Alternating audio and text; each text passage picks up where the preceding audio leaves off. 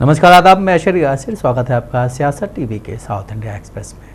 अब देखते हैं मुख्य समाचार। बंदी संजय डिक्के, अरुणा और रघुनंदन राव सहित एनडीए सांसदों की बैठक के लिए तेलंगाना भाजपा नेता आज दिल्ली जाएंगे। कल होने वाली बैठक में भाजपा सांसद शामिल होंगे। किशन रेड्डी और लक्ष्मण जैसे नेता प्रधानमंत्री मोदी के साथ चर्चा के लिए पहले से ही दिल्ली में हैं। बुधवार को प्रधानमंत्री आवास पर एनडीए सहयोगियों की बैठक हुई, जिसमें शुक्रवार को सांसद के तौर पर जीतकर आए पार्टी नेताओं के साथ अलग से बैठक की योजना है। इन बैठकों का फोकस कैबिनेट पदों का निर्धारण और एनडीए सहयोगियों के बीच पदों के वितरण पर होगा। एनडीए के अंदर के सूत्र ने सुझाव दिया है कि कैबिनेट फेरबदल में चंद्रबाबू की टीडीपी और नीतीश कुमार की जेडीयू को प्रमुख मंत्री भूमिकाएं मिलने की संभावनाएं हैं। विभागों के संभावित पुनर्निर्धारण की भी चर्चा है। ऐसी अटकलें हैं कि केंद्रीय गृह मंत्री अमित शाह अपनी वर्तमान भूमिका में बने नहीं रह सकते। संसदीय चुनाव में बीजेपी को पूर्ण बहुमत नहीं मिलने पर पीसीसी उपाध्यक्ष जी निरंजन को लगा कि देश बड़े खतरे से बच गया। उन्होंने कहा कि नरेंद्र मोदी और अमित शाह के जहरीले प्रचार से परेशान जनता को अब राहत मिली है। गांधी भवन में मीडिया कर्मियों से बात करते हुए उन्होंने कहा कि भाजपा, जिसने अपने राजनीतिक अभियान के लिए अयोध्या के राम मंदिर मुद्दे का इस्तेमाल किया, फिर भी उत्तर प्रदेश में 80 में से केवल 33 सीटें जीती है। भाजपा, जिसने 2014 में 282 सीटें और 2019 में 303 सीटें जीती थी, अब केवल 240 सीटें जीती है। इस चुनाव में बीजेपी को अपने दम पर पूर्ण बहुमत भी नहीं मिला। उन्होंने 2019 की तुलना में 63 सीटें कम मिली है।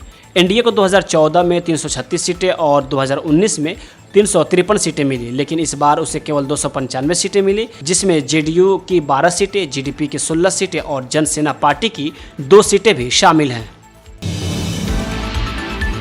भाजपा के नवनिर्वाचित सांसद इटाला राजेंद्र ने बुधवार को दावा किया कि तेलंगाना की 17 लोकसभा सीट में 8 पर भाजपा की जीत दर्शाती है कि वह राज्य में सत्तारूढ़ कांग्रेस पार्टी का एकमात्र विकल्प है। मल्काजगिरी निर्वाचन क्षेत्र से चुने गए राजेंद्र ने कहा कि तेलंगाना के लोगों ने भारतीय जनता पार्टी को वोट दिया क्योंकि वे नरेंद्र मोदी को तीसरी बार प्रधानमंत्री के रूप में देखना चाहते थे। उन्होंने भाजपा को समर्थन देने के लिए लोगों को धन्यवाद दिया। उन्होंने कहा कि बीजेपी का वोट शेयर 35% हो गया है। राजेंद्र ने कहा कि खम्मम और महबूबाबाद को छोड़कर भाजपा उपविजेता रही। इसी बीच भाजपा के राष्ट्रीय उपाध्यक्ष डीके अरुणा ने रेवंत रेड्डी से पूछा कि उनके दावे का क्या हुआ कि कांग्रेस 14 सीटें जीतेगी। उन्होंने महबूबनगर में कांग्रेस उम्मीदवार की हार के लिए रेवंत रेड्डी के इस्तीफे की मांग की।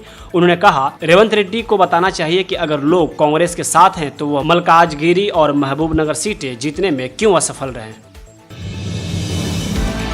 भारतीय जनता पार्टी के नेता माधवीलता ने हैदराबाद लोकसभा सीट पर एआईएमआईएम प्रमुख असदुद्दीन ओवैसी से हारने के बाद अपने भाषण में गोशामहल भाजपा विधायक राजा सिंह द्वारा उनकी उम्मीदवारी अस्वीकृति के बारे में सवालों के जवाब दिए। समर्थन के लिए आम जनता के प्रति आभार व्यक्त करते हुए माधवीलता ने कहा कि वह उन लोगों के लिए काम करना जारी रखेंगे जिन्होंने उनका समर्थन किया है। भाजपा के भीतर अपनी उम्मीदवारी पर असंतोष पर सवालों का जवाब देते हुए माधवीलता ने कहा, समर्थन करना है या नहीं, यह तय करना उनका अधिकार है। मैंने सभी को अपने अभियान का हिस्सा बनने के लिए बुलाया। जो लोग आकर मेरा समर्थन करना चाहते थे वो आए और जो नकारात्मक थे वे नहीं आए। यह उनकी अपनी इच्छा और निर्णय है। पूरी दुनिया जानती है कि मुझे वोट ईमानदारी से मिले हैं, दूसरों की तरह धोखाधड़ी से नहीं।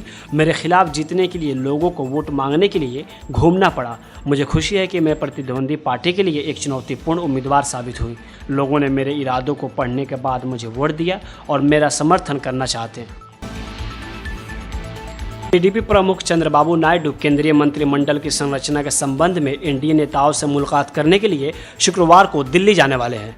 अपनी यात्रा से पहले नायडू आज उदावली स्थित अपने आवास पर पार्टी सांसदों के साथ बैठक करेंगे, जहां वे राजधानी में होने वाली बैठक पर चर्चा करेंगे। नायडू का यह दौरा टीडीपी सांसदों के प्रधानमंत्री मोदी के शपथ ग्रहण समारोह में शामिल होने का निमंत्रण मिलने के बाद हो रहा है। हाल के लोकसभा चुनाव में 16 एमपी सीटें जीतने वाली टीडीपी एनडीए गठबंधन का एक महत्वपूर्ण हिस्सा है। बैठक की प्रत्याशा में नायडू के आवास पर सुरक्षा उपाय बढ़ा दिए गए हैं। गुंटूर जिले के 2 एसपी को सुरक्षा व्यवस्था की देखरेख का काम सौंपा गया है, क्योंकि विधायकों, सांसदों और अधिकारियों के दिल्ली में बैठक से पहले रणनीति बनाने के लिए नायडू के घर पर इकट्ठा होने की उम्मीद है। टीडीपी के राष्ट्रीय प्रवक्ता प्रेम कुमार जैन ने कहा, चंद्रबाबू नायडू ने कल एनडीए को अपना पूरा समर्थन दिया। इंडिया गठबंधन कुछ भी कहे लेकिन हम एनडीए के साथ हैं। उन्होंने कहा, चंद्रबाबू नायडू का शपथ ग्रहण समारोह आंध्र प्रदेश के मुख्यमंत्री के तौर पर संभवतः 12 जून को होगा। इसमें प्रधानमंत्री नरेंद्र मोदी को भी आमंत्रित किया गया है और अन्य नेता भी आएंगे। देखिए, सर्वप्रथम मैं आपको बता दूं कि कल चंद्रबाबू नायडू साहब ने पूरा समर्थन एनडीए गवर्नमेंट को दिया है।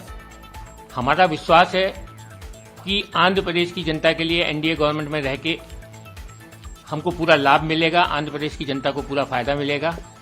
हमारा उद्देश्य सिर्फ आंध्र प्रदेश को डेवलपमेंट करना है। पिछले 5 साल में जिस तरीके से आंध्र प्रदेश को अंधकार में झोंक दिया गया, उसको हमें निकाल के अब आंध्र प्रदेश को एक स्वर्णिम आंध्र प्रदेश बनाना है। हमारा यही डिमांड है कि हम आंध्र प्रदेश के लिए ज़्यादा ज़्यादा बेहतरी का काम करें। जहां तक रही एनडीए गवर्नमेंट की पोजीशन, हम निसंदेह उनके साथ हैं। आपने चंद्रबाबू नायडू साहब का प्रभाव देखा भी होगा कि कल एक उनके हाँ कहने के बाद शेयर बाजार में किस तरीके का उछाल देखा गया। आज भी वो उछाल कायम है। मैं आपको बार बार बता दूं, इंडिया गवर्नमेंट कुछ भी, इंडिया गठबंधन कुछ भी समझे, लेकिन हम एनडीए के साथ हैं और एनडीए के साथ लगातार रहेंगे। कर्नाटक के उप मुख्यमंत्री और कर्नाटक प्रदेश कांग्रेस कमेटी के अध्यक्ष डीके शिव कुमार ने कहा कि राज्य में लोकसभा चुनाव परिणाम कांग्रेस पार्टी के लिए एक संदेश है। उन्होंने यह भी कहा कि कांग्रेस नतीजों का आत्मनिरीक्षण करेगी, खासकर बेंगलुरु ग्रामीण में जहां वो भाजपा से हार गई। डीके शिव कुमार ने पत्रकारों से कहा, मैं कम से कम 14 सीटों की उम्मीद कर रहा था, लेकिन हमें 25 में से केवल 9 सीटें मिली। हम बेंगलुरु ग्रामीण हार गए और यह हमारे लिए एक संदेश है। यह भी देखना महत्वपूर्ण है कि 2019 के चुनाव में हमें 1 सीट की तुलना में 9 सीटें मिली हैं। हम इन सभी चीज़ों की जांच करेंगे। शिव कुमार ने यह भी कहा कि इस देश में कोई मोदी लहर नहीं है। उन्होंने कहा, भाजपा और उसके सहयोगियों को 400 सीटें नहीं मिली, भाजपा को 250 सीटें भी नहीं मिल सकी। इस देश में कोई मोदी लहर नहीं है। उन्होंने अयोध्या भी खो दिया।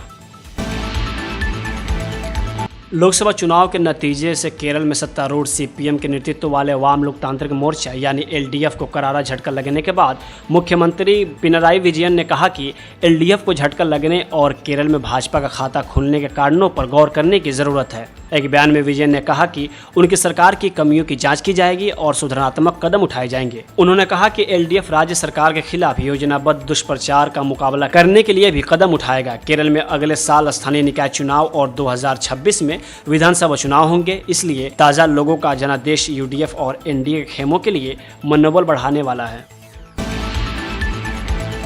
साउथ इंडिया एक्सप्रेस यहीं समाप्त होता है। मुझे नहीं इजाज़त, बाकी खबरों के लिए आप बने रहें सियासत टीवी के साथ।